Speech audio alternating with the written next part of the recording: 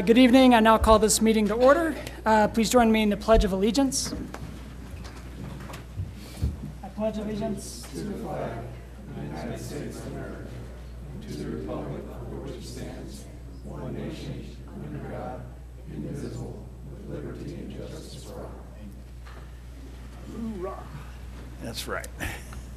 Denise, can you call a roll? Certainly. Good evening, everyone. Chairman Ledoux, Here. Vice Chair Willett, Here. Commissioner Clark, Here. Commissioner Clement, Here. Commissioner Souther, Here.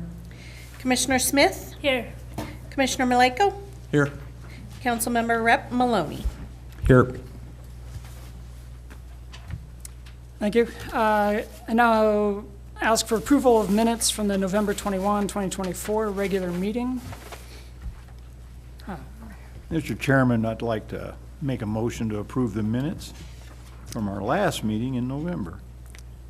We have a motion. Is there a second? Second. And a second. Denise, Turn the we mic on, Bob. It's on. Okay. My voice wasn't working. have a motion and a second. Denise, can you call the roll? Certainly. Commissioner Clark, Aye. Commissioner Willett, Aye. Chairman Ledoux, Aye. Commissioner Clement, Aye. Commissioner Souther, Aye. Commissioner Smith, Aye. Commissioner Maleko. Aye. Hang on, sorry. All right. At this point, we do have a public hearing, so I now open the public hearing. And for reference, there will be a place for public comment following the staff report.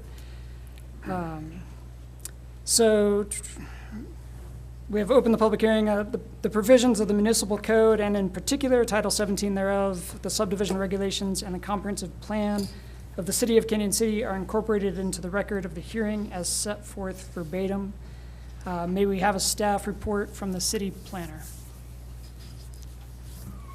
Certainly. Good evening, Mr. Chairman, members of the Planning Commission. This evening, we are here to consider a major amendment to the Planned Development District for 4 Mile Ranch. The property that is the subject of this request is located at the east end of Canyon City, bordered by 4 Mile Lane on the west and US Highway 50 on the south. It comprises approximately 1,563 acres, making it the largest planned development district in Canyon City. Originally annexed in 1993, the property was zoned as a PUD, or Planned Unit Development.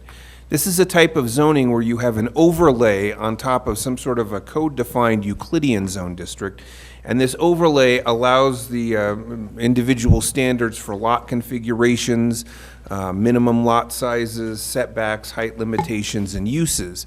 But it is not a true planned development district in that sense. In 2003, the property district was zoned to a planned development district, which was a new addition to the city's municipal code at the time.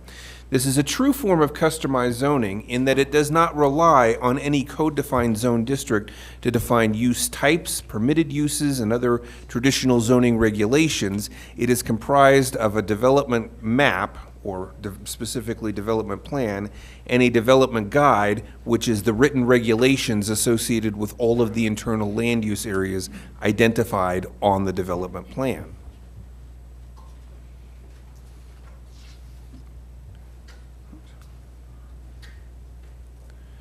Since the current PD was established, a few changes have occurred to the original plan. First, two residential neighborhoods were constructed in the mid-2000s. One of them in the MF4 land use area. This is originally designated for multifamily but was built as single family. The other one in the SFR1A area, which is accessed primarily off of Telegraph Trail. Also built in the 2000s was an 18-hole golf course that is still in use today. Around 2009, a parcel that had been designated as a multifamily zoning was developed as the Southern Peaks Treatment Facility for Teens. It is also still in operation today. In 2020, a 76-acre portion of the PD west of 4 Mile Lane was sold off and rezoned to R2, medium-density residential, thus taking it out of the overall 4 Mile Ranch plan development. That same year, an 84-acre parcel in the northeast corner of the PD was sold off and built as a single-family home. That particular parcel also comes with an obligation for a future location for a water tank that will handle portions of 4 Mile Ranch that are going to be kind of to the north and east of 4 Mile Parkway. Upon certain triggers and thresholds, that's all still being negotiated. Anyway. In 2022, a 45-acre parcel at the corner of US Highway 50 and 4 Mile Parkway was developed into a 5-lot commercial subdivision. The first 2 lots of those were built as the Love's Travel Plaza and the Love's RV Park. Now, as a result of these particular activities that have happened over 4 Mile's history, none of these parcels are a part of the PD amendment request. They all have separate ownerships. Those parcels will still continue to enjoy the zoning that they have now. Nothing in that will be changed. The PD amendment request that's before you is for the balance of the 4 Mile Ranch property. That is the subject of the PD amendment that's coming before you this evening. The existing PD allows for 3 types of residential density across 28 internal land use areas. These range from estate lot residential that has an average density of 0.73 dwelling units per acre to multifamily residential with an average density of 8.81 dwelling units per acre. Now, the plan also allows for commercial uses across 13 internal land use areas.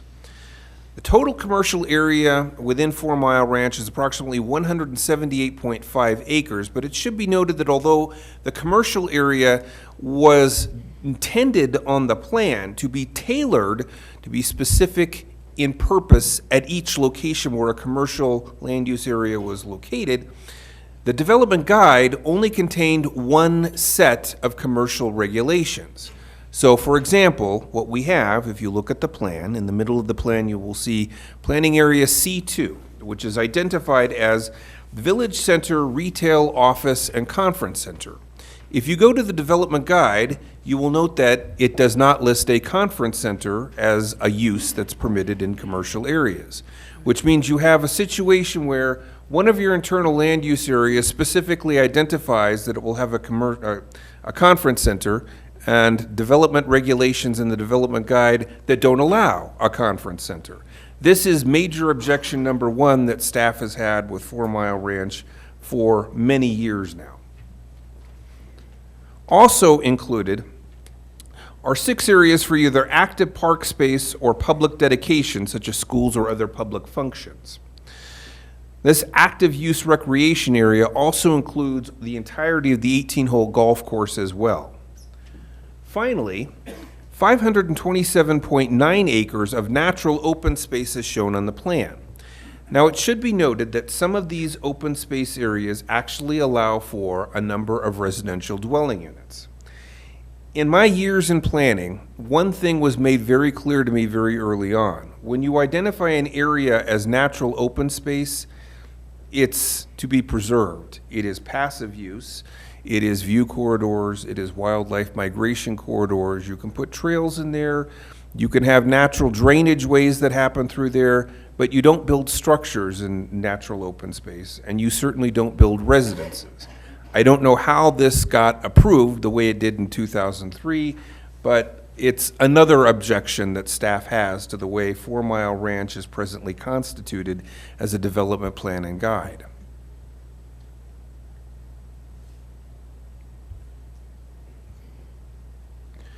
Under the proposed development plan, there are 4 residential land use types. Rural residential with the lowest density, estate residential moving up in density, urban lot residential, and finally multifamily residential. Now, under this development plan, the total number of approved dwelling units remains unchanged from the version that you have today. But the addition of a 4th residential category means overall densities in each category are reduced compared to the 2003 development plan. There are also 4 types of commercial land use areas: community commercial, neighborhood commercial, golf course resort commercial, and village center commercial. Each area has a unique list of uses and height and bulk regulations as opposed to the version of the development guide that we have now. Each one is specific in terms of what it is targeting and intended to do, and each one is, compared to a higher intensity use, lowering the intensity. I'll discuss that more in a moment. Now, this proposal also retains both the active use park areas and natural open space designations. In this proposal, natural open space areas are not allowed residential uses at all. Now, they have eliminated dedications, and this is because compared to the 2003 plan, the school district, during the review of this project, has indicated that they do not plan to locate any additional school sites in Canyon City at the present time, so they wanted to relinquish a claim on a school site in 4 Mile Ranch. So they have eliminated all public dedication sites. However, they are currently in negotiations to carve potentially 1 acre of area from one of the neighborhood commercial zones along the middle portion of the site along 4 Mile Parkway for a future fire station. That is currently in negotiations. This proposal concentrates higher residential densities towards the middle and lowers residential densities as it moves away from the center, particularly up towards the north. The most intense commercial uses fall along County Road 123 commercial, with commercial intensity scaled back to coexist with neighborhoods towards the center of the development. Planned development districts are evaluated against a set of 8 criteria defined in section 1708.040 of the Land Use Code. Those criteria include comprehensive plan alignment, placemaking, integrated design with identifiable centers and edges, public welfare, compatibility with adjacent uses, impact on public facilities and resources, archaeological, historical, and cultural impact, drives, parking, and circulation. Now, the staff report summarizes the findings on each of these criteria, so for the sake of brevity, I can simply point out the analysis is in your staff report. Staff believes that this proposal, when evaluated against these 8, meets these criteria.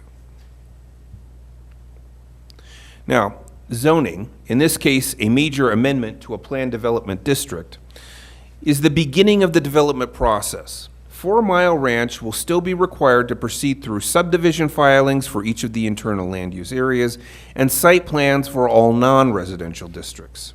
The land use process is not ending here. You will see 4 Mile Ranch many points again in the future. There are also going to be negotiated agreements with the property owner, the developer, over things like the phasing plan and infrastructure obligations that they bear and will have to pay for. Now, however, there are some fixes to both the development guide and plan as presented that the applicant needs to make before this zoning can be recorded. Some of these are from staff, some of these are from the city attorney, and they are encapsulated in your staff report as red line revisions in Exhibit C that you have as part of your agenda packet this evening. Additionally, both Public Works and the Fremont Sanitation District have raised some questions that the applicant has not yet fully answered. These involve, again, things like phasing plans and certain locations of areas that may or may not be within Fremont Sanitation District service areas. These need to be answered before any next steps in the development process can commence. Consequently, what staff has done has modified these into recommendations for approval for this project this evening. Now, with that, in terms of public notice requirements for major planned development district amendments as specified in section 1708.030 3D for this hearing, C3D for this hearing have been advertised for the city's website for at least 15 days prior to the Planning Commission hearing. There have also been mailed notices, and there have been signs posted on the property as well. Staff has had 3 contacts with respect to this project that are also summarized in your staff report. 2 of them are for owners of property that are not subject to this rezoning, specifically the Southern Peaks Treatment Facility and the 84 acres at the northeast corner of the property. We've also had some contact with a resident who lives on Telegraph Trail who had some concerns about multifamily uses happening on the far side of the fairway his backyard abuts. Now, with that, staff recommends that the Planning Commission, following a public hearing on this request, cite the 4 findings of fact listed in Section 6 of the staff report as evidence of the city's jurisdiction to conduct a public hearing on this matter. Staff also recommends that Planning Commission recommend City Council approve this major PD amendment to 4 Mile Ranch Plan Development, subject to the four conditions contained in staff's report. I am happy to read those 4 conditions into the record if you would like. That would conclude staff's presentation. As always, I'm happy to answer any questions that Planning Commission may have. Present to speak on behalf of this application is the applicant, Byron Elliott, and his architect, Jonathan Sims. Thank you for the staff report. Is there any initial questions, clarifications from commission before we do public comment? I have one. On this Appendix C that's in our packet, is this something that's part of their proposal now? The Appendix C consists of what they have proposed as both a development plan and development guide. And there are red lines that we have added to that we would like them to make before we can finalize it, attach it to an ordinance, and have it recorded. Okay.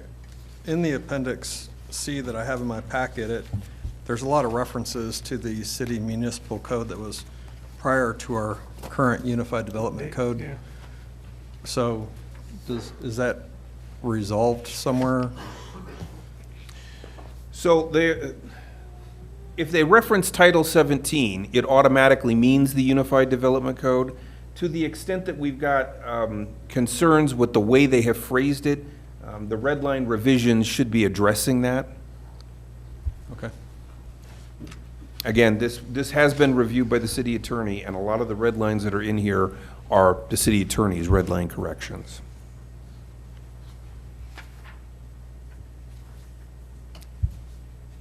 Any other immediate questions from commission? I have a whole list of questions, but I'm not sure when the Do you wanna- appropriate time is. Yeah, well, we can certainly come back. Do you want to do that after public comment? Sure. All right, perfect. We will, I do, excuse me, real quick. Sure. You had Mr. Elliott, and who else was? Mr. Elliott is the purchaser of 4 Mile Ranch. He's the landowner, and Jonathan Sims is his architect. Both are present this evening. Would it be good to hear from them before public comment, because they might answer some of the public's questions? yes, let's do that. If you would have anything to say, please step up and let us know. And he has brought a PowerPoint as well.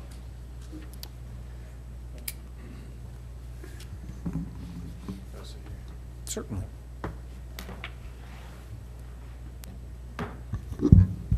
Thank you. Can you hear me okay? Yes. Hi, thank you, commissioners. My name is Jonathan Sims. I'm the owner's representative for the ownership group. Also, I was a planning and zoning commissioner for about 11, 12 years in the city of Centennial, chairman for a year. So this is a little extra fun for me to be on this side with you. As many of you know, there's a long history with 4 Mile Ranch, and Patrick did a wonderful job of going through that history, so I will not. I'm going to skip through that.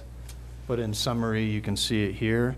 It's 30 years, 30 plus years since this was ideated, and as development of 4 Mile Ranch has been slow and sluggish, to say the least, there remains a commitment to providing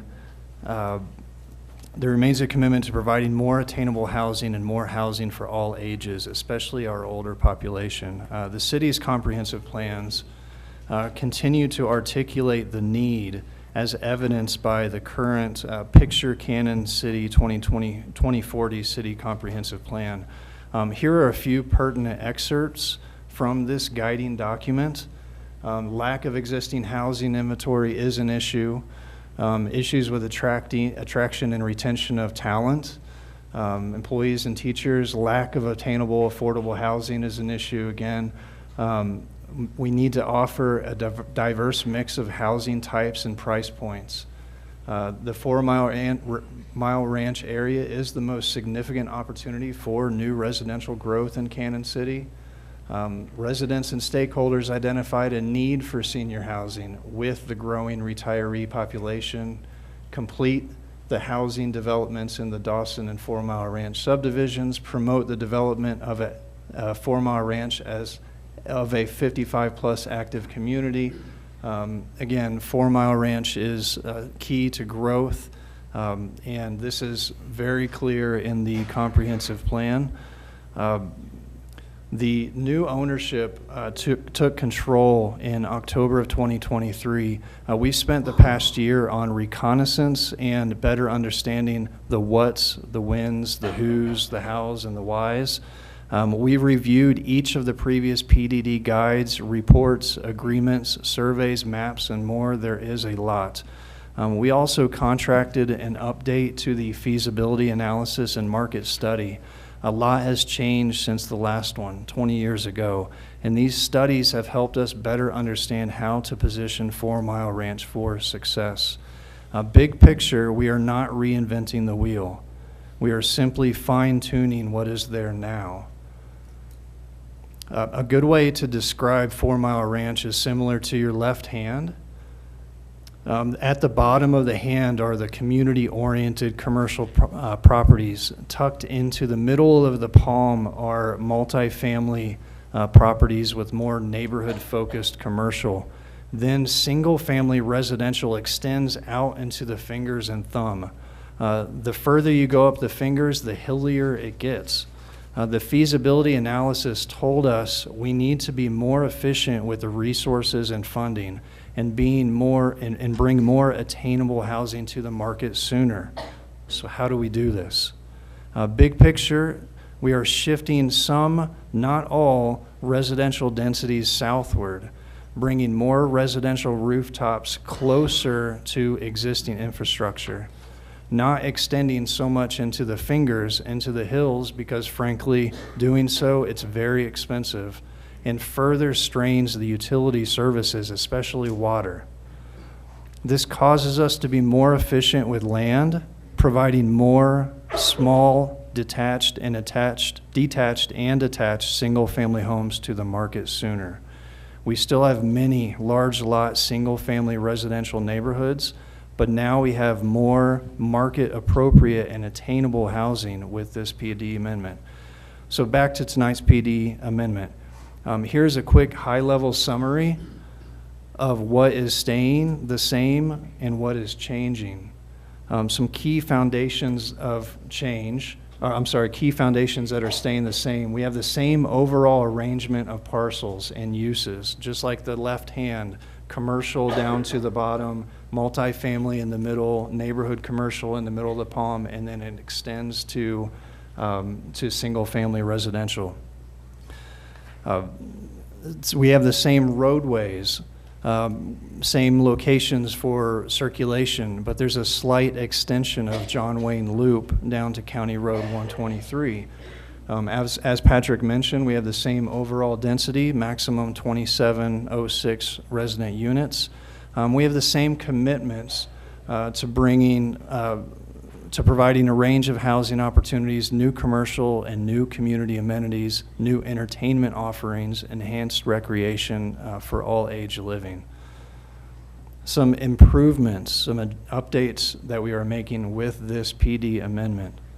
I mentioned the infrastructure footprint cost. The feasibility analysis helped us to understand that the plan as it was pushed a lot of single-family residential up into the hills, up towards the north, right? So it's not, in today's dollars, that's not feasible, right? We have to become more efficient with the funding. So what we've effectively done is we've reduced those top middle fingers. We've pushed density towards the south, pushing new infrastructure up into the hills further away from our existing infrastructure, becoming more efficient and less costly. In doing so, as I mentioned, we have smaller single-family homes, single-family residential homes, detached and attached on smaller lots. This makes it more attainable, brings more homes to the market sooner because we're closer to existing infrastructure. More mixed-use commercial. We're not just sliding. We have slight adjustments. We're not pushing all densities toward the south. We're just simply tilting the table a little bit so that densities are coming south towards the existing infrastructure. And it's not just increasing the potential residential densities at residential neighborhoods, but we're also adding residential units to some of the commercial properties to provide more mixed-use opportunities, micro hotels, live work opportunities, flex spaces, a bit more offerings for the public and for the market.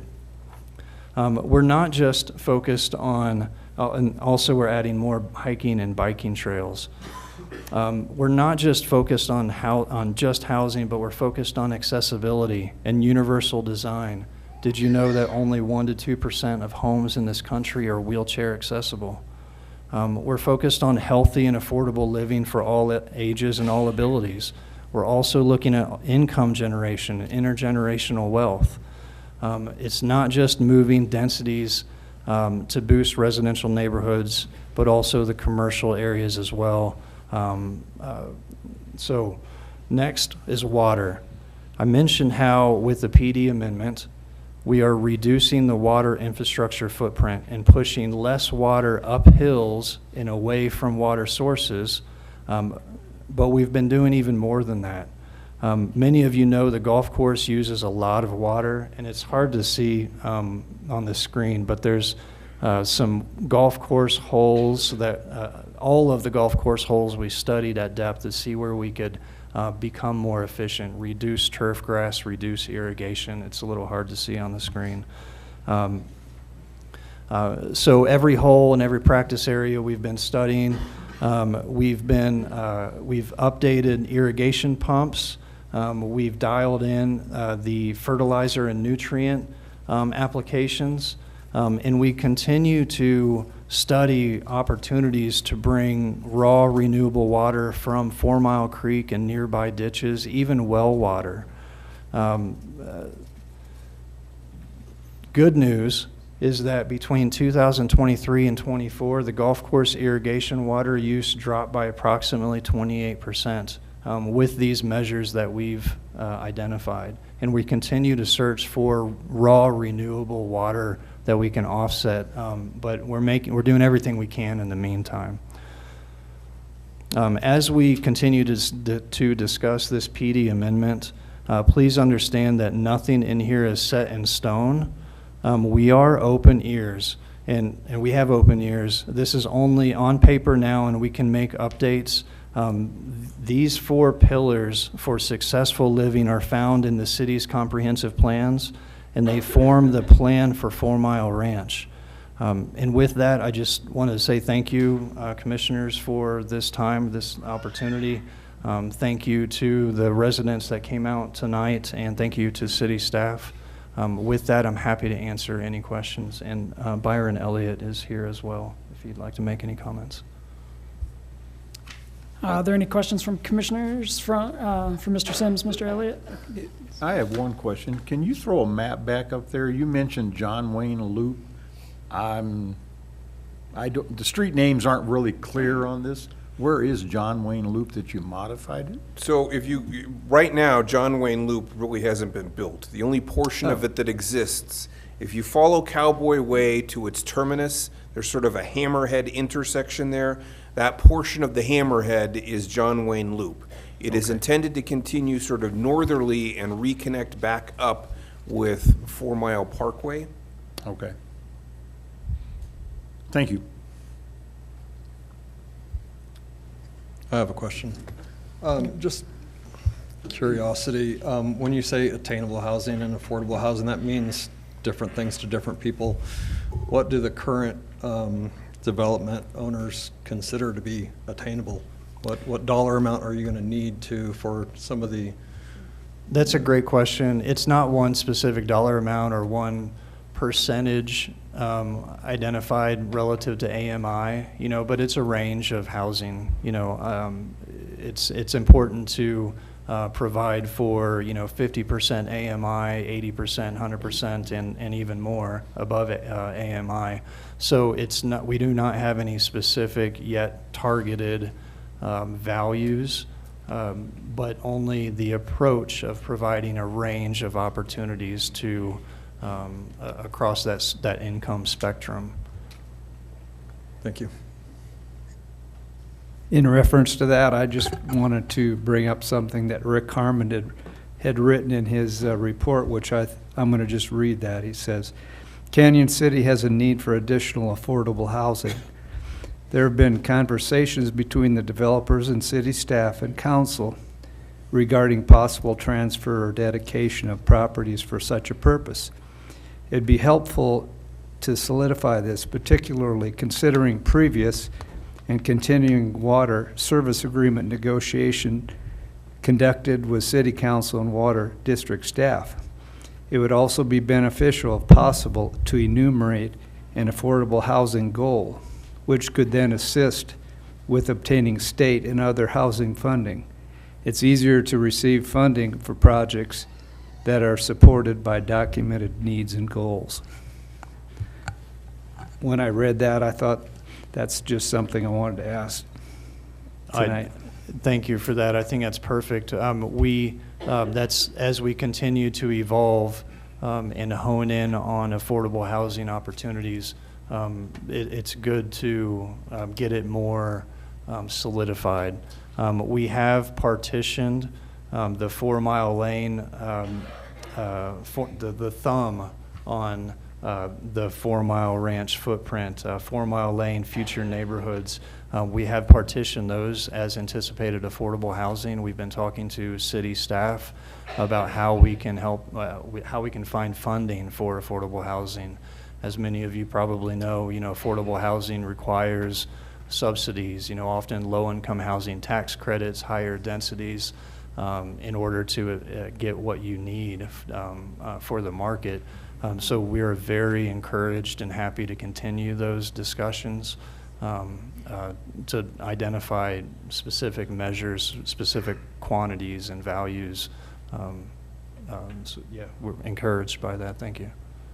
Have you had any conversations with CHAFA or other state agencies on funding and financing and incentives? We have with CHAFA, DOLA, UACOG, and others. We continue to try to find public funding supplementation in order to bring the affordable housing to the market, and grants and loans, and it's there's some complicated financial stacks necessary in order to pull that off, and so we've had those conversations and continue to push towards them. Is that type of funding going to be necessary for you to provide affordable housing, or would that just be a nice way to buffer the costs? It certainly helps, but part of this approach is to provide that range of housing. Part of this PD amendment is reducing the large number of large lot single-family residential homes, estate-size homes. There was a large number of them in the previous plan development guide. Reducing those, providing to the market smaller single-family residential units on smaller lots, less maintenance, more attainable product, and so it's very important to provide that range of offerings to the market. And part of that is, if you really want to provide the most meaningful impact and affordability, is getting those public funds and subsidies. Mm-hmm. I saw that you have lot sizes that range from 5,000 to 30,000, but what about square footages for some of these houses? And do you have it might be too soon, but just a rough idea of what the price market could be for those ranges? It's a little hard to say, and we definitely want to be open to the market. Part of the challenge with the development over the 30 years with 4 Mile Ranch is just setting itself up so that it is suitable for the market, right? And so that range is important. So pinpointing a specific dollar value is a little tough. Our feasibility analysis, I think, recommended, single-family homes in that 325 to 400 range, right? So how do you achieve that? Are those the ones that are on the really tiny lots, or are those the bigger ones? Those are the tiny to medium-sized lots, yeah. In today's market, I mean, that's part of, in the last 20 years, as many of you know, construction costs have gone through the roof. Construction labor is a dearth. It's so hard to find that, and so it's been so important that we become more efficient with what the plan development puts forth. Yeah, well, it makes sense because this property's lingered for decades and it hasn't been feasible to do anything before. So I am curious if there were other takeaways or things that updated feasibility study had besides just the need to have attainable housing sooner. What were some other takeaways? Really the three big items were shift densities further south, so you're not pushing infrastructure and unnecessary cost up into the hills. Smaller single-family residential offerings, and really honing in on the price points for the affordable and attainable housing. Okay. Any better? So add a little additional context here. The business plan for this group of developers, we're not a national developer, right? We're not a larger developer with infinite monies to build out infrastructure and such. So our plan from the very beginning was to take the property in its current approved PD, figure out how to work through smart design and an amended PD that reduces the overall cost, right? That's the movement to the backbone, is reduce the price for the developers. Our goal is to work through the approval and entitlement process, come up with a smart design, find shovel-ready developers as well. So we're not looking to build out the entire community. We're looking to find builders who want to build 20 to 30 to 40 to 50 homes at a time. So going back to your question, Ashley, about are we looking at some of the government grant programs and such? We are. We've talked Prop 123, we've talked to DOLA reps, Department of Local Affairs reps. We're very tuned into what grants and what other opportunities are there at the state and the federal level. And then on the tail end, some of the other developers that we've talked to that are very familiar with LIHTC and who have been LIHTC approved developers are interested in this land. We're just in a place right now where we wanted to get through the amended PD, make sure we amend the service plan as needed, and then we can start to market the right size options for these developers. But we're definitely intentional about that. And then I want to go back to, Aaron, your question about attainable and affordable. So in addition to housing units available for rent, the ownership team is very passionate about really two things. One is home ownership as a means to not only anchor generational wealth for you and your family, right? It's just been proven. Home ownership is very important in terms of building out equity for your family. So we're very conscious about that when it comes to lot sizes, when it comes to the types of designs that are available, the materials that the builders will use, the design that we have that we're promoting for individual units lends nicely to multi-generational living, right? So very intentional in understanding that. Home ownership is we're very passionate about that. And then accessibility. And so you guys didn't hear this about Jonathan's background, but he cut his teeth on the design side of the house working in the assisted living space. So he's very familiar with the continuum of care that's necessary for somebody to live in the same home, at a minimum, the same community for 30 to 40 years at a time. So you don't have to hop from home to home if somebody becomes disabled, or if you have a disabled child, or you need a parent or a family member to move in with you. We have design options, and that's part of what's proposed in this amended PD, is earmarking space for these design options that allow for that multi-generational living, accounting for family members that may have a disability, and also the flexibility for a homeowner to offset some of the cost of their home through perhaps renting space, one of the units that's adjacent or attached. So definitely concerned about that and providing an affordable or attainable option in terms of renting space, but also home ownership. Okay, thank you.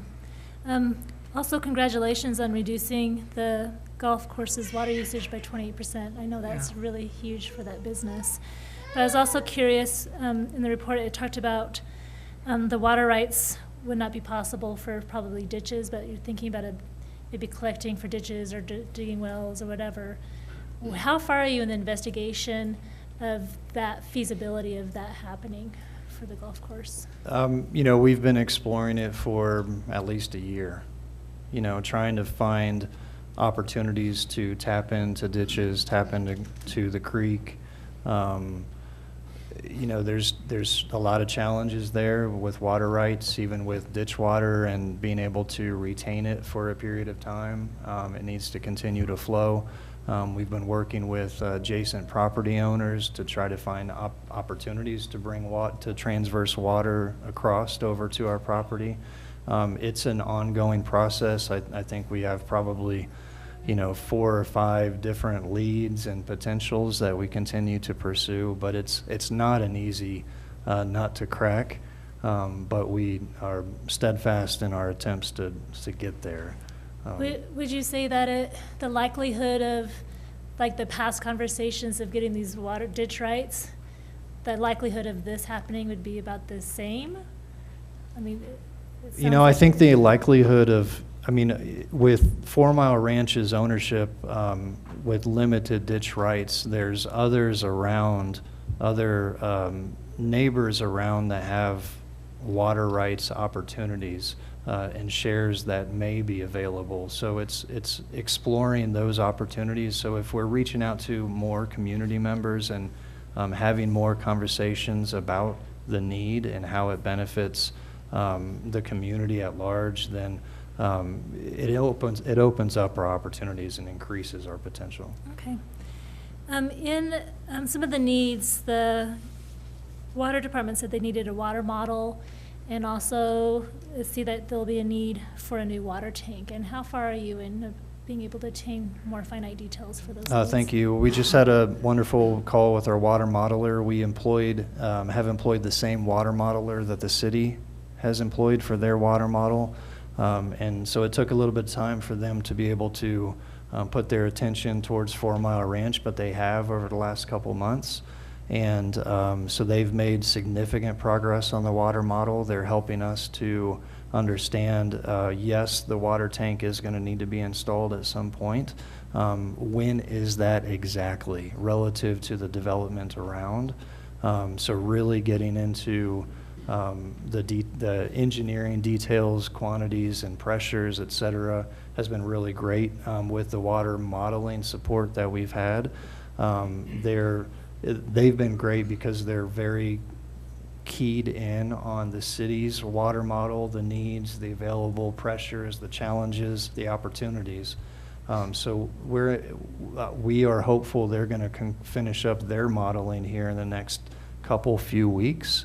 And with that, again, is a keen focus on the water tank and exactly when that is going to be required relative to development activities. Okay. It's important to note that Travis has been working with them hand in hand. So whatever they produce as the end product of their simulation, he's been working with that engineer the entire time. So it won't be a surprise report to the water department. Okay, excellent. How about as far as meeting the concerns of the sewer district and their water density and such? Yeah, we continue to have those discussions with the sanitary department. The 4 Mile Ranch plan development is completely within their perimeter and jurisdiction. So we're working through some of the mapping and legal descriptions to confirm that.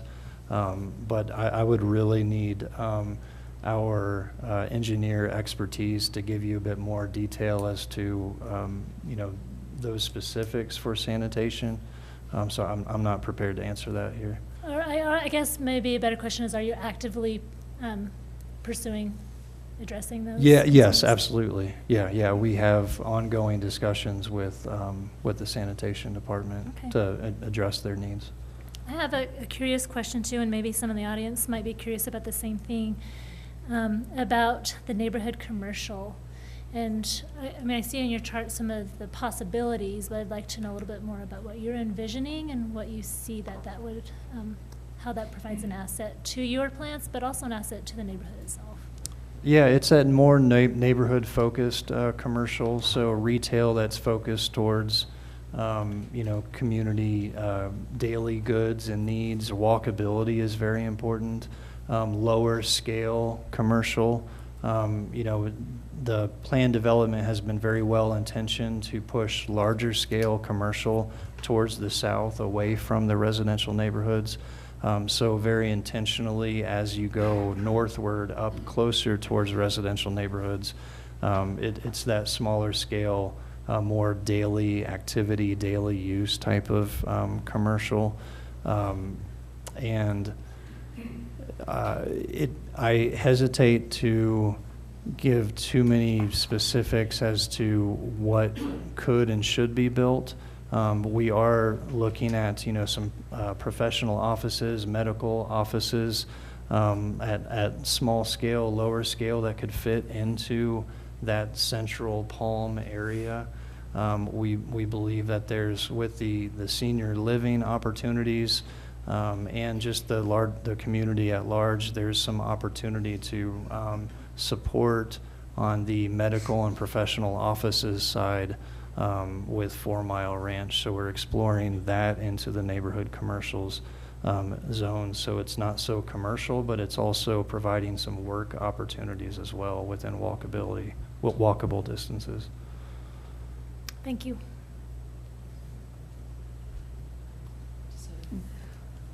One of the things I think you mentioned was micro hotel. What is that, and where would that be? Oh, so great question. So just in concept, there's some newer boutique hotel opportunities around the country.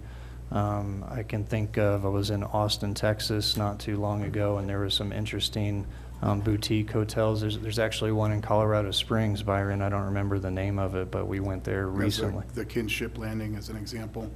Yeah. So it offers a variety of the types of rooms to kind of a standard room, but also, I don't want to say transitory, but tourists who are visiting, or smaller groups, less need for necessities.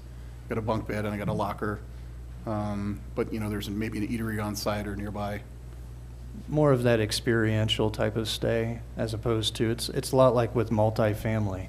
Multifamily doesn't have to be just big box apartment buildings, but there's a lot of what they call missing middle, right? Those right-sized,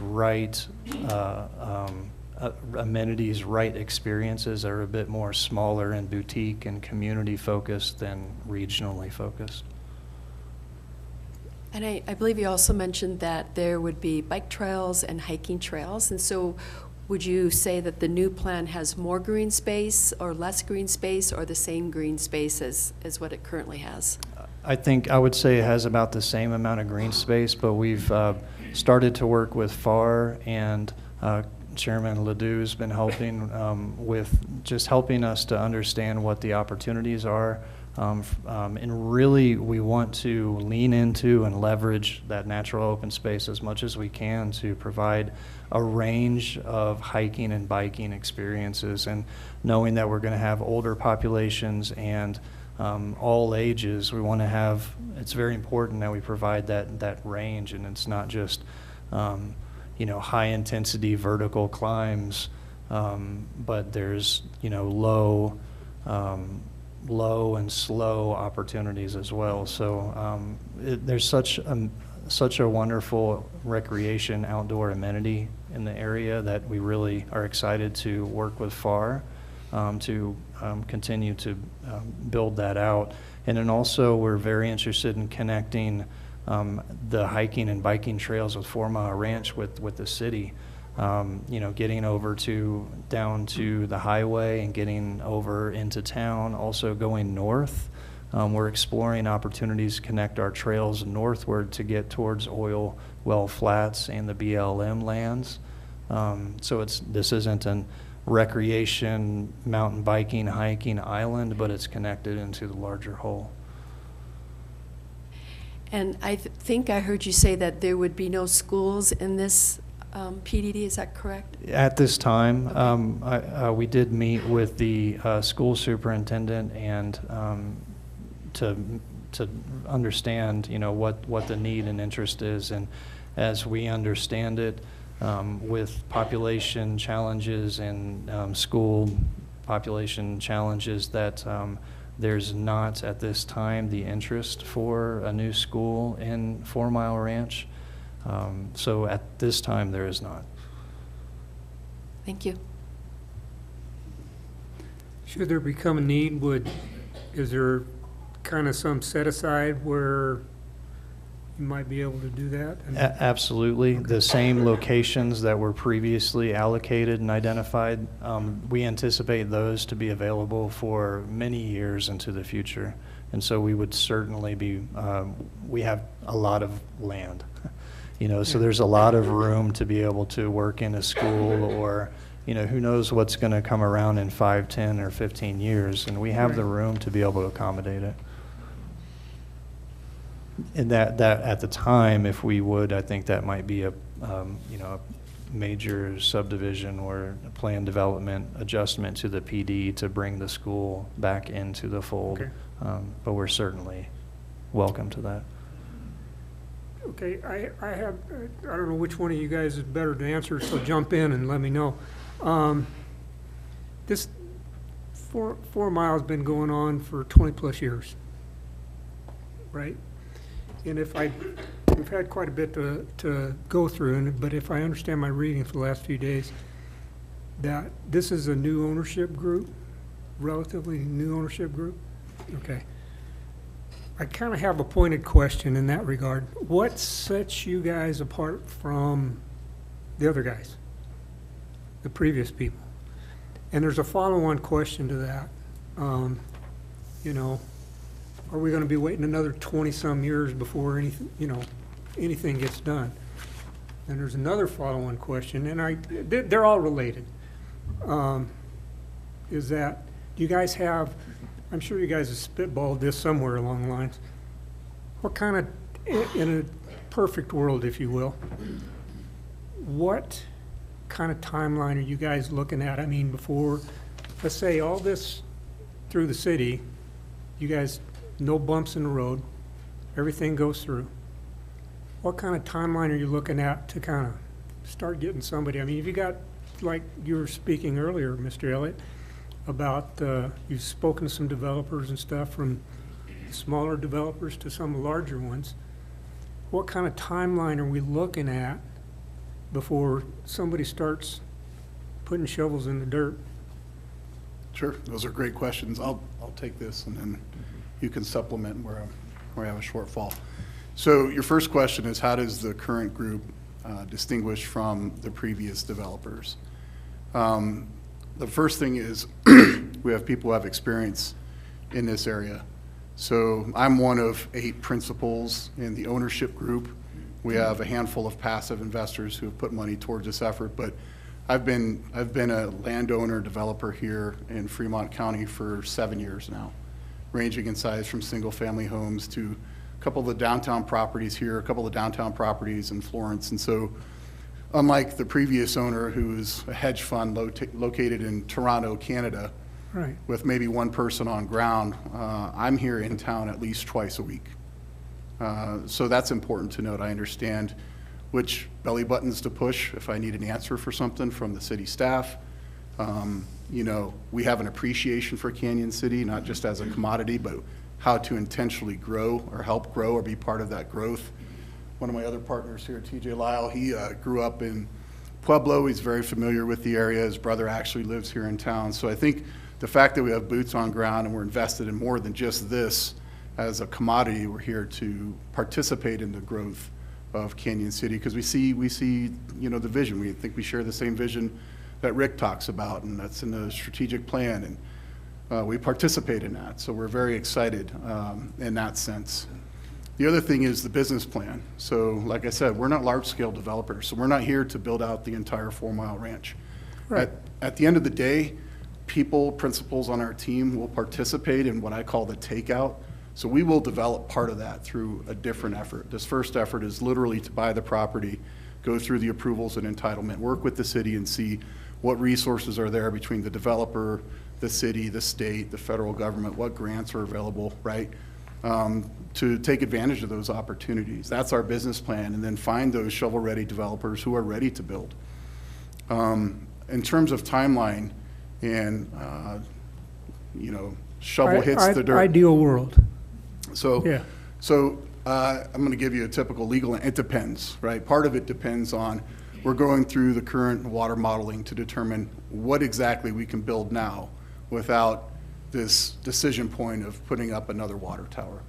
There is some building that can be done. That's what we think, and we're working that out with the water department. What can we put up now? Our priorities right now are to find commercial buyers to purchase parcels along County Road 123 because of the accessibility to the infrastructure, the utilities, the visibility off Highway 50, and we have interested buyers. We have the first 2 parcels that have been surveyed and the legal descriptions are being recorded and they're fully alienable, are prepped and ready to go. They're being listed now. And we're gonna very intentionally identify who those prospective buyers are to make sure that whatever they develop is aligned with our vision for the project on the whole and also meets what the needs are for Canyon City. So those 2 parcels are listed, and we've got kind of a domino of commercial parcels up and down 123 right now that we're just surveying as we go, recording deeds, and they'll be listed for sale. So we anticipate in 2025 a number of commercial buyers, and the reason we bought those and went through the subdivision process so that they are prepped and ready to go, and we have shovel-ready buyers for those commercial sites. The water modeling and the output of that and our negotiation with the city and the various stakeholders will probably determine the residential units and when those get built out. So we have an ill-defined answer for that right now. Right. But that's what we see for the foreseeable future. And we're also closely studying where is the most advantageous initial infrastructure to install roadways and utilities. Where can we install that to start activating some of these parcels so that they can start to go vertical? That small extension of John Wayne Loop down to County Road 123, that's an example of some initial infrastructure that we're working on. That is within the current urban renewal area as well. So we're looking for opportunities to be able to charge this development, to get it moving forward, and we're hopeful that those efforts are moving forward this year, 2025. 2024, the ownership took over ownership October 2023, and Byron didn't mention it, it's a group of veterans principally. And 2024 has been largely about getting our arms around all of the documents, all of the plans, what's there and why. And so now 2025, we're really excited to have that behind us and we can start really moving in more of a progressive forward direction. Commissioner, can I supplement that as well? As far as just how they're different from the previous owners. So during my 8 years as elected official in Canyon City, I had the opportunity to, I actually never worked face to face with the broker. He was working for the Canada Trust, and he lived on the East Coast. Never met him face to face, but we had some phone calls where he was begging for help with the burgeoning water bill at the golf course because the golf course was struggling so much. When he was no longer with the company, the Toronto Corporation didn't even know that we were in their portfolio, and they came down here and said, "Oh, I guess we better find out what we have investments in," and we met with them. It really wasn't until Bjorn came online that, and his work has been well before your 1023 purchase. I mean, we've had many face-to-face meetings here on location, not only just for 4 Mile, but also for his investments in Canyon City downtown, and he's also done a lot of work in Florence as well.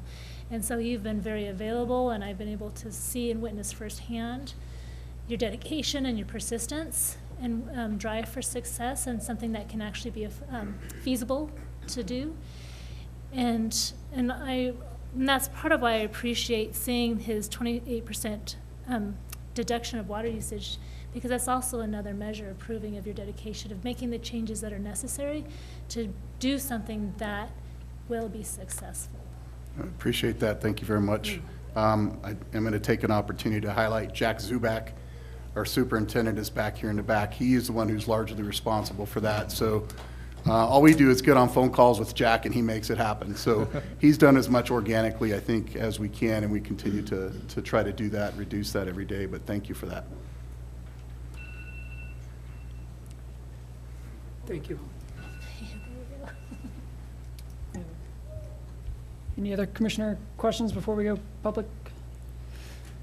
We do have a handful of public speakers who'd like to say something. If you would also like to submit your name to speak, there's a form on the table.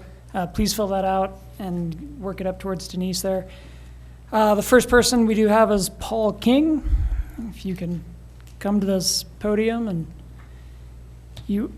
as you signed, you are strictly limited to your 3 minutes. So please keep it to that. Well, thanks. This has been very helpful. Yeah, just a little disappointed that the development won't go up into the hills because we all like $1 million homes. But I understand your need to get some things going with the smaller stuff. But yeah, good job. Keep going. Thank you, sir. Thank you. Thank you. We have Deb Lay and Don Lay. You can speak individually or separate, or together, I guess, as the case may be. I have a couple of questions. With the increase of traffic on 4 Mile Lane, what are your plans for 4 Mile Lane Road and Bridge? So we will probably answer those at the end. I believe Leo Evans, our Public Works Director, is online. He's joining us via Zoom. This would be a good question for him to ask or answer at the end of the public testimony. Okay. I know you're going from 3,000 so many homes down to 2,706, and the first group were on big lots. So whatever have you changed from those great big lots that you don't use anymore now for big homes, and now you're kind of scrunching them into small lots? Do I respond to that now? I'm happy to. Sure. Okay, yeah, so great question. Up in the northern kind of fingers, up into the hills, we still have opportunity for single-family residential lots up there, but we reduced the size of them, the density and the size, so we have more preservation areas, preserving more natural open space. So it's not just the densities that we pulled out of the hills. We kept and retained opportunity to build single-family homes up there, but there's less of them. And we concentrated them into smaller areas specifically for the preservation purposes and to help preserve the experience at the golf course as well, to preserve natural open space around the golf course, around those lesser density single-family homes up in the hills. So then you actually increased the open space from the previous plan? I thought you said kept it the same. It's marginally. It has increased, I would say, but marginally. I didn't want to oversell it. Okay. So no matter, through the whole development, the maximum amount of homes is 2,706 total, no matter what, in the next 20 years? That's exactly right. Okay. And then the other question is, so you are adding a lot of low-income assisted housing in this, so low-income housing, is that it? Yes. A lot of terms get kind of mixed around: low-income, affordable, attainable, et cetera. It's very important to provide that range. We do not want to solely be low-income, affordable homes. We do want to provide for that, but there's such a need in that kind of gray area of housing.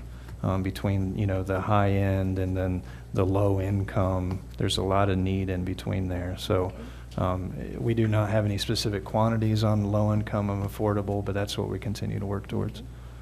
And then my last question, well, last two, are you bringing natural gas there, or are you looking at propane for all those homes?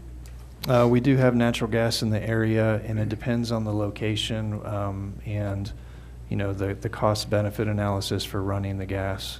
So there can be some areas where propane is going to make more sense. Okay.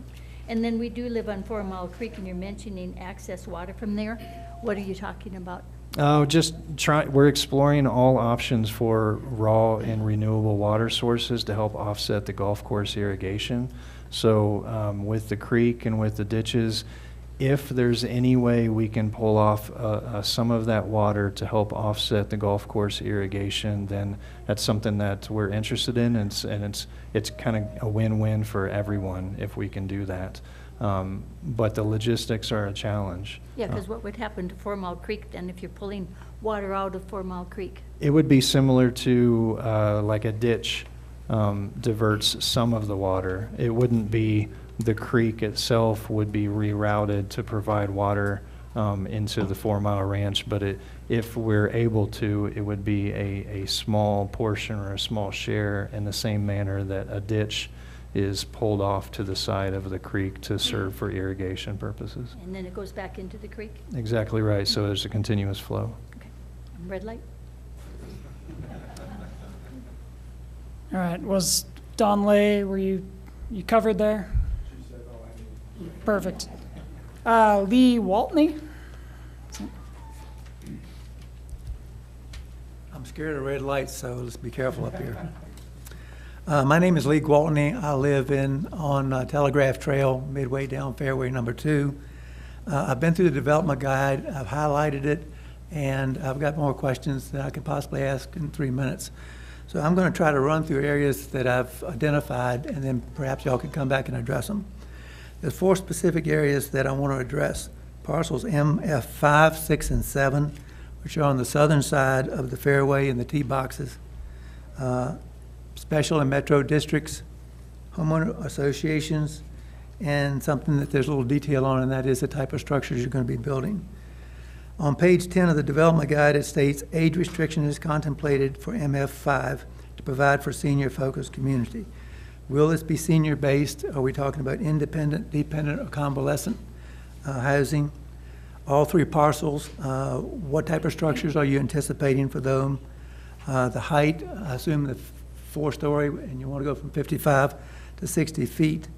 How much would be visible from our decks or patios, which would obviously impact our view of the mountains.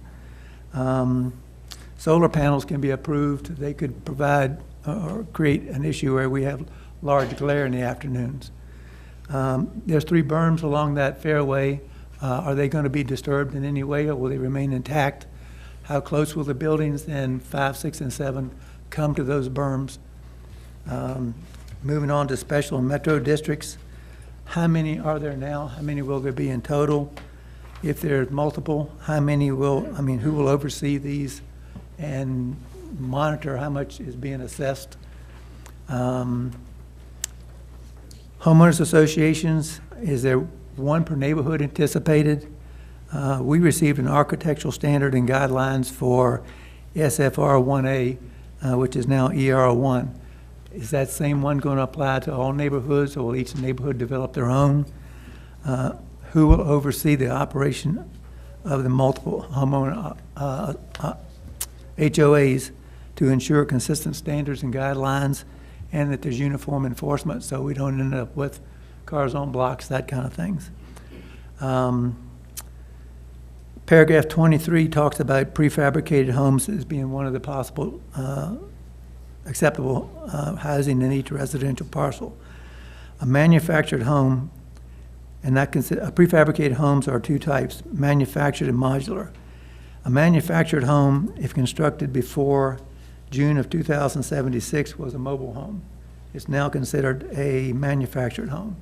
I'm hoping you're not planning on putting mobile homes or manufactured homes in the development. Major concerns are the obstruction of our view. Most of us that I've met with in the neighborhood have worked long and hard to be able to retire here and enjoy the beautiful scenery.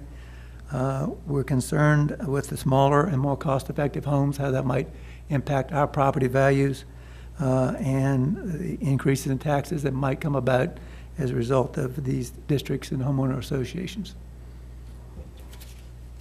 I got 22 seconds left. I also have a list I'm going to leave because I have a lot of questions. All right, well done getting all of that in. I tried to take as many notes as I can, and Mr. Waltney, I would love to maybe next week or sometime soon get together with you so that we can sit down and go through those questions. There was a lot there. I'm trying to think how best to respond. You know, that particular parcel, the one that's directly south of hole number 2, that multifamily has long been contemplated as a potential location for senior living. It can potentially be for the continuum of care. We are not restricting it from being only independent living or nursing home or anything else, but we are simply maintaining the opportunity for senior living to be built there, not regulating it and to be built there. Solar panels will certainly happy to work through. The berms will stay in place. I'm not quite sure exactly where buildings will be built just yet relative to property lines, but setbacks, appropriate setbacks will be at play and considered. We can look at some additional setbacks for concerns with adjacent homeowners. Architectural standards, guidelines, and HOAs, those are not overall managed by the entire plan development, but by the individual neighborhoods and the applicable metro districts. The age restriction, again, is more of providing the opportunity for an age-restricted experience. The city's comprehensive plan and the 4 Mile Ranch plan development documents have for a long time acknowledged the need for senior living within 4 Mile Ranch. So we're simply maintaining the opportunity for it, again, not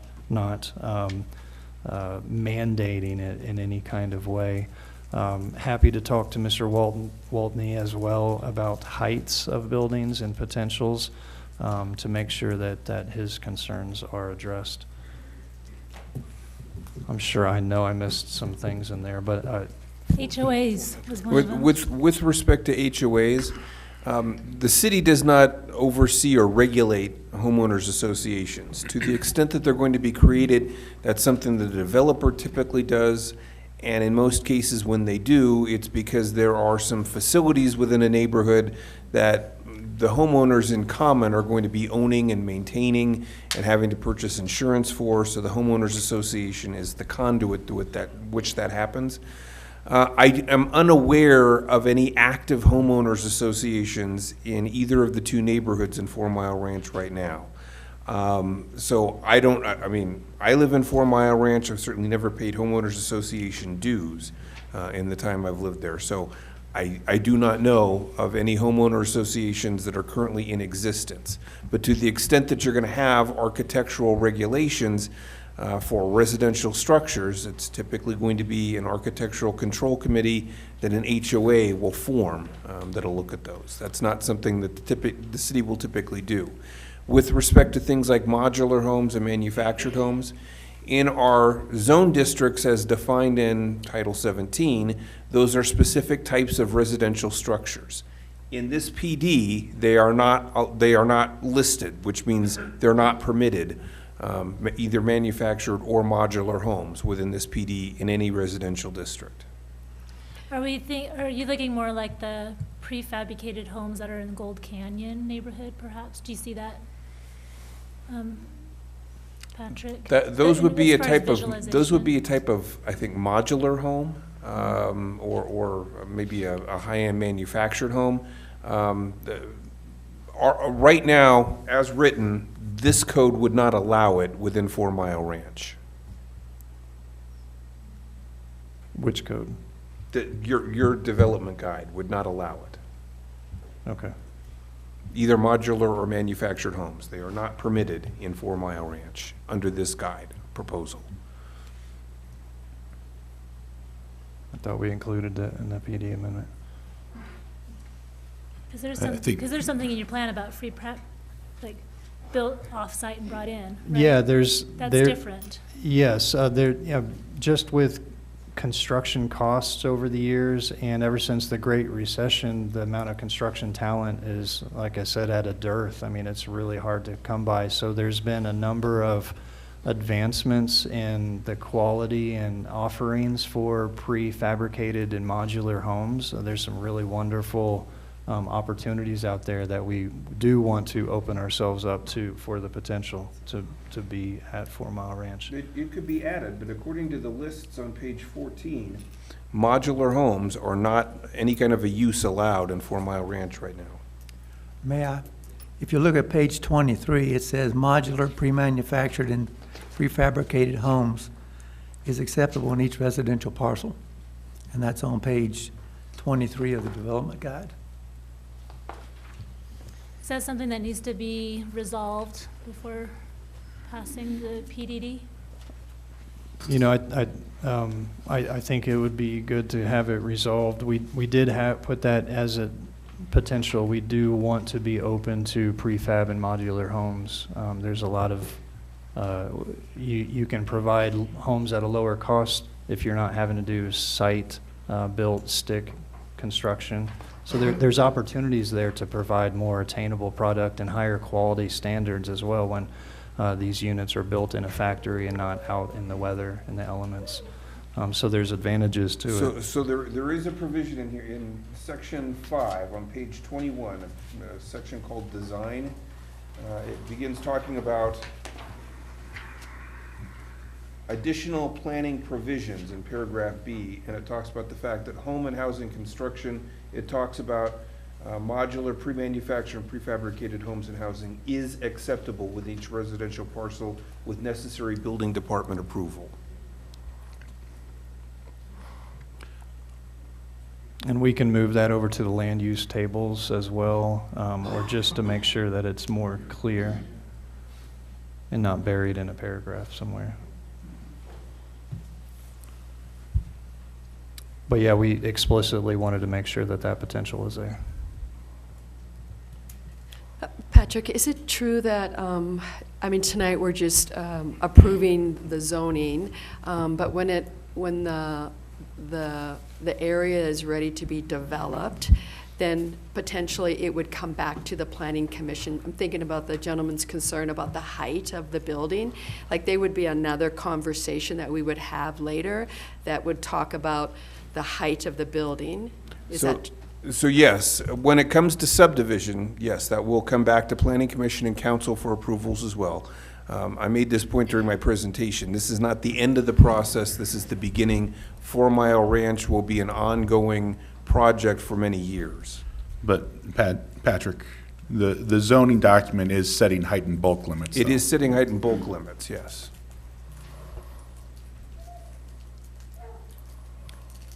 Okay, Steve Diorio.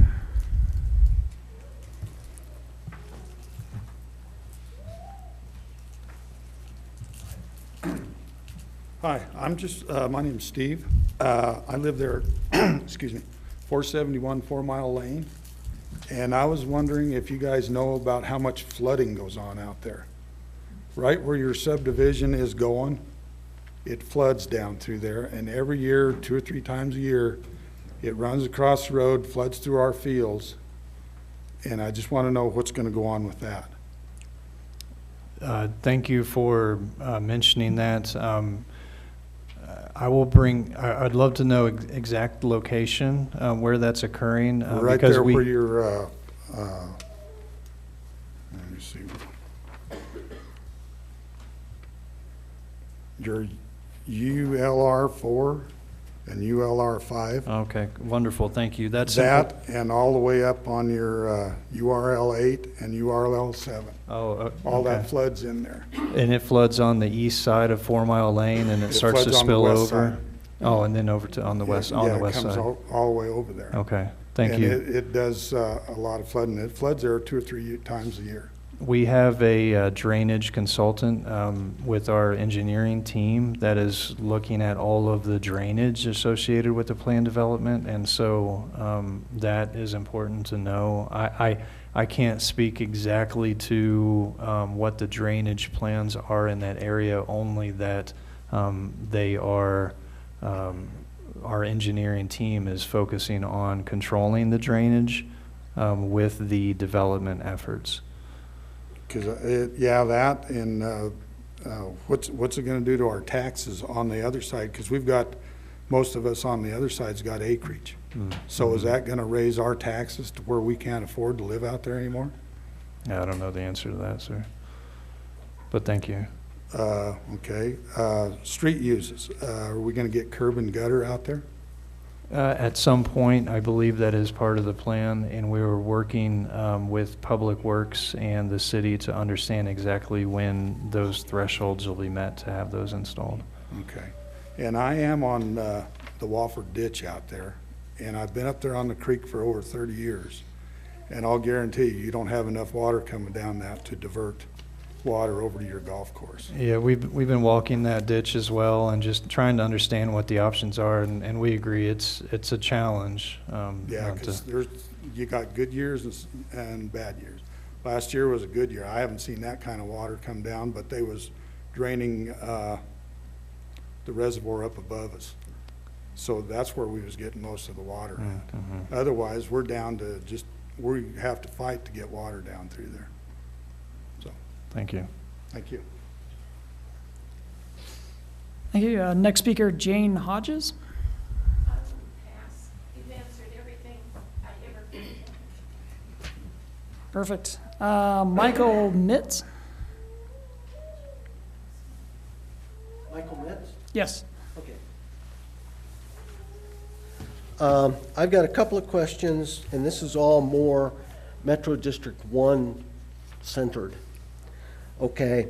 You mentioned before that your primary or first cut would be to go for places where you have utilities, et cetera.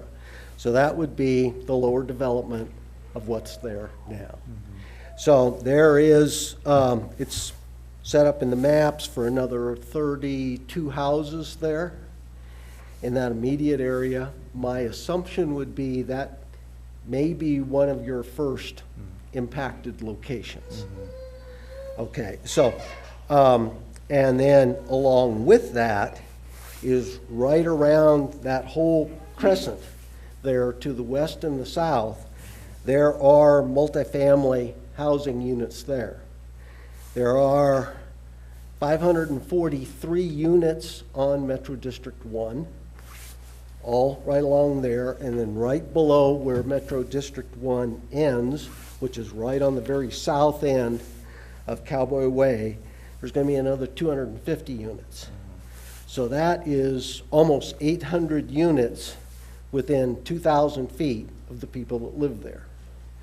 So I'm sure, well, from what I've heard from my neighbors, they're not terribly pleased about that.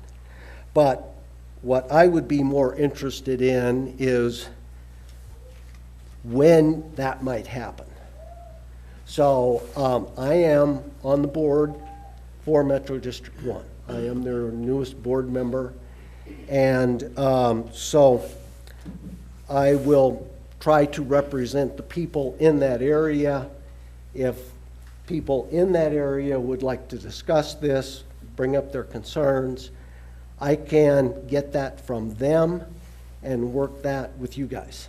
I would really like to do that just unofficially, but as a board member as well, because there are a number of questions I have as to how you impact Metro District 1, et cetera.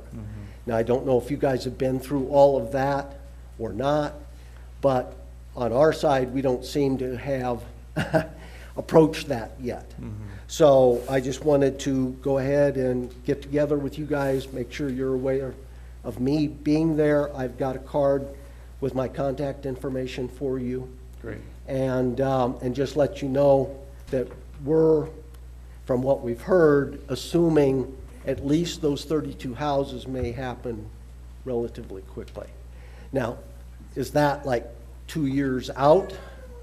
Or do you have any kind of estimate that I could give people as to when that may happen? And it's only an estimate, because you guys have got a lot of stuff on your plate right now. It's a great question. I think one thing that's very important to understand is that the rate of development is very slow. We are talking about plans that are in the 20, 30-year kind of range, if not more. And I think the city itself has averaged about 33 residential permits per year.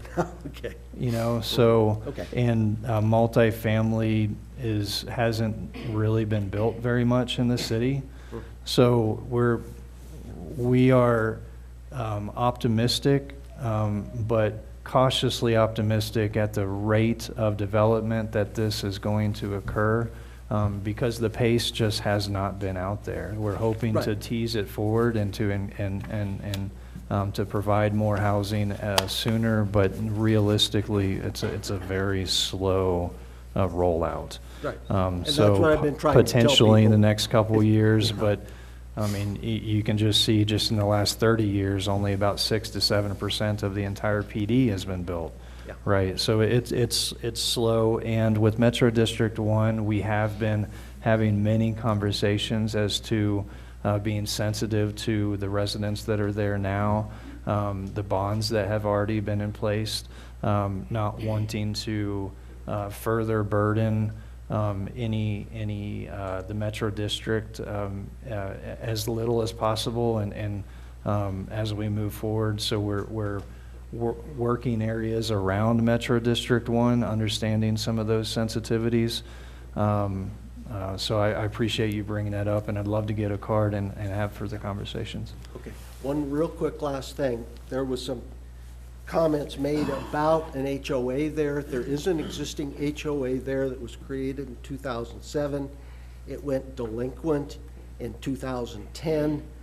To my knowledge, there's never really been a board assessments, anything. It just got created and then ignored. Of course, there was the housing thing that happened in 2008, so there was no big driver to do anything. But it is delinquent. Apparently, it is not dead. It can be resurrected, apparently just by paying the back fees. And then it's back alive, and the covenants are all sitting there. The other thing about the covenants, they appear to cover the whole PDD. The covenants mention 2,706 units. So my reading says it's against everything. So I'm sure you guys you may well be aware of it. We are trying, there's so many documents over the years. but I just wanted to I make sure appreciate you hearing knew that, and yeah, I'd love to get together. Yeah, okay, very Thank good. you. Thank you. All right, and we have 2 more members of the public that have signed up to speak. If you want to also speak, get your form in, please. But next speaker, Dan Francis. Thank you very much, Jonathan. We have talked on the phone about my property. Closer. Yeah, I've got the property on 281 4 Mile that's on the west side of where you're at. That's where the Wampert that Steve talked about in the Grandview ditch, they coincide right on my property there, and I've got that 1/4 mile that runs along 4 Mile Lane there with some ability to access the 1/4 mile of 4 Mile Creek I have in the back of my property with plenty of water shares.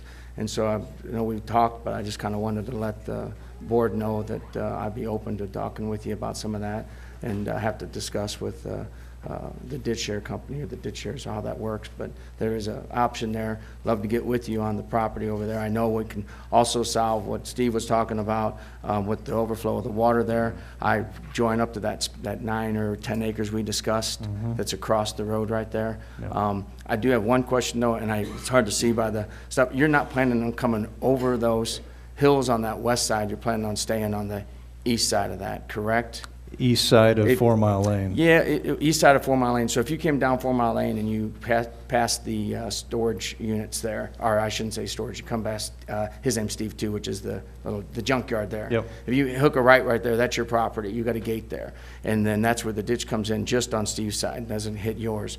But that's the side that goes back and takes you on that flat area back there and around the backside of the mountains. That would be on your west side from there. But you're not really trying to touch into those mountains on that side, trying to stay down on the flat land? Yeah, there's, it's expensive to put anything up on the hills, and it doesn't make a lot of sense from accessibility and just, I mean, from a commercial or residential standpoint, it's a challenge pushing things up on the hill. So yeah, the lower areas, we are more interested in.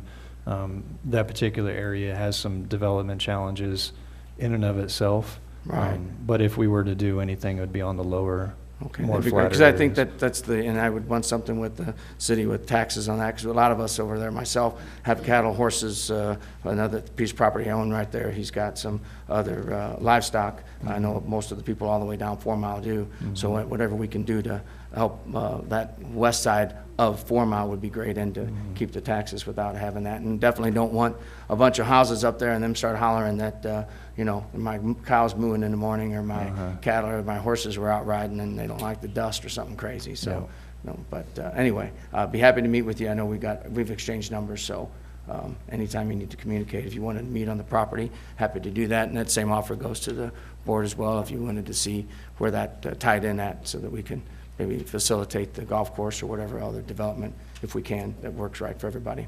I appreciate that. All right. Thank you. Thank you. Thank you for the time. All right, and Sherry William.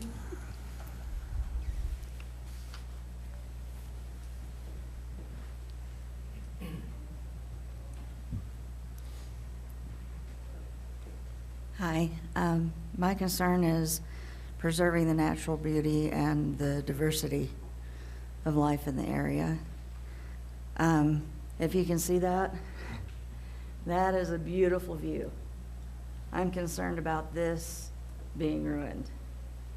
I don't know if the rest of you can see that or not.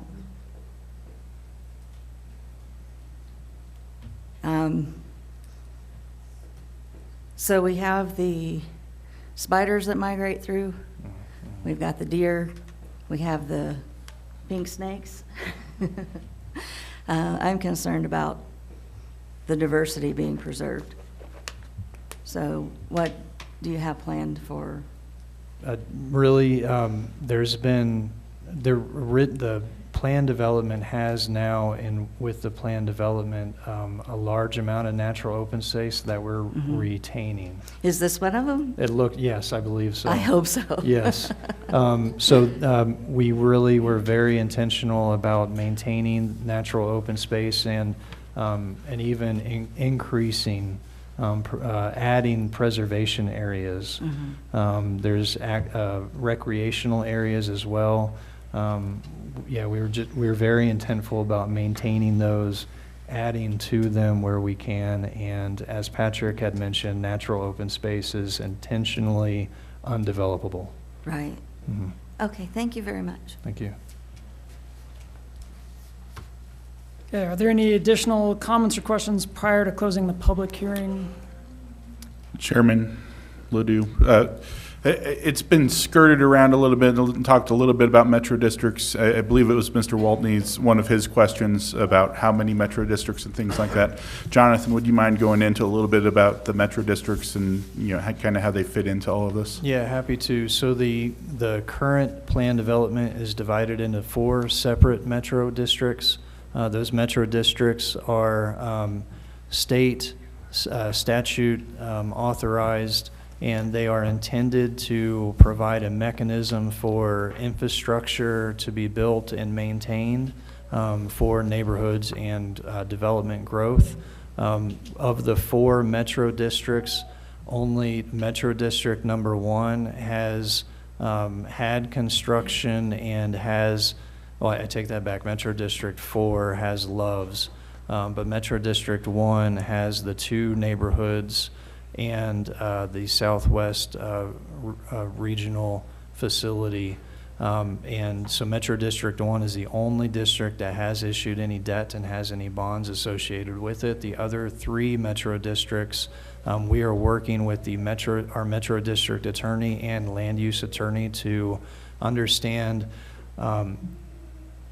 can and should these other metro districts be revised to strategically help our infrastructure efforts to coordinate with the urban renewal area.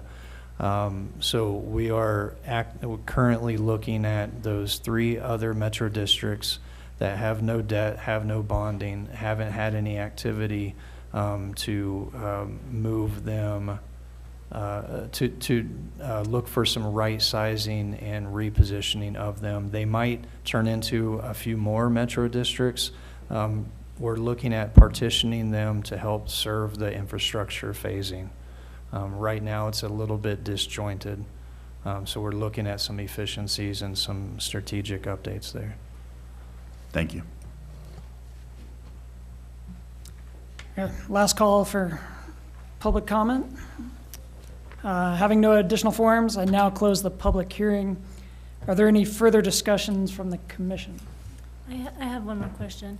Commissioner Smith? I guess one red flag that I saw was from CDOT, saying that they reiterate their intersection improvement obligations. And do we have any idea what those obligations are going to be? Because sometimes those can be very burdensome.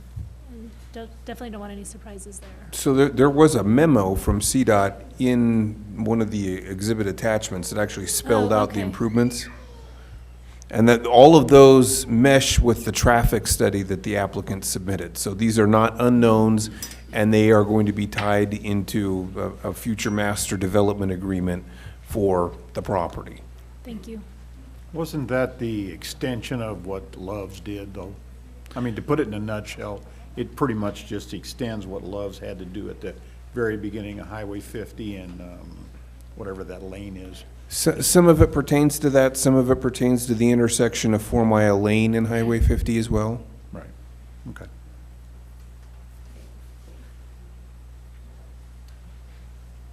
Any other commission discussion? Is Leo online? Is he? That was Mr. Evans. Yes, I'm here. Can you hear me? Yes. Yeah. I just have a concern with, on his second review, there are so many things that are unresolved. I just want to know if that's something that we should be concerned about before moving forward. I would say no. At this stage, I'm not concerned with many of those items. Those are all things that'll be resolved at the master development, the subdivision stage. I think to go back to the earlier discussion about what's maybe different this time from the last time, the developer undertook entirely new traffic studies, stormwater studies, and the likes. The water modeling is another one that's going to be done very soon that'll be entirely new, whereas all the previous iterations had really just been reusing the 1993 studies for this site. So all of their work and engineering has been done to support what they're doing, has been updated to meet all of the background traffic and changes that have happened in the community in the 30 years. And it's really well thought out. Okay, thank you. Any other commission discussions? Hearing none, I would now call for a motion and a second to recommend approval on the request based upon the findings of fact. Mr. Chairman, I move that the Planning Commission adopt the 4 findings of fact contained in Section 6 of the staff report regarding the proposed plan development district amendment request for 4 Mile Ranch PD. Second. We have a motion and a second. Denise, will you call roll? Certainly. Chairman Ledoux? Aye. Vice Chair Willett? Aye. Commissioner Clark? Aye. Commissioner Client? Aye. Commissioner Souther? Aye. Commissioner Maleko? Aye. Commissioner Smith? Aye. I'd now call for a motion and a second to recommend approval to City Council for the proposed Plan Development District Amendment request for 4 Mile Ranch, subject to the 4 conditions detailed in the staff's report. I'll do it. I move the Planning Commission recommend council approve the proposed Plan Development District Amendment request for 4 Mile Ranch, subject to the 4 conditions detailed in staff's report. Second. We have a motion and a second. Denise, will you call roll? Commissioner Malenko? Aye. Commissioner Suther? Aye. Chairman Ledoux? Aye. Vice Chair Willett? Aye. Commissioner Clark? Aye. Commissioner Clement? Aye. Commissioner Smith? Aye. With that, we are down to announcements and discussion items. It's listed here as none. Before we move on, for anyone in the audience who's interested, this will be going to council on Tuesday, the 21st of January, if anyone wants to attend that public hearing. Any other announcements? We will be having a Planning Commission meeting, our regular meeting, on the 22nd. We will be presenting the Water Model Master Plan. This is something that the comprehensive plan calls for. So Travis Payne, our Water Services Director, will be here to present that to you. Okay, anything else? Hearing none, we are adjourned.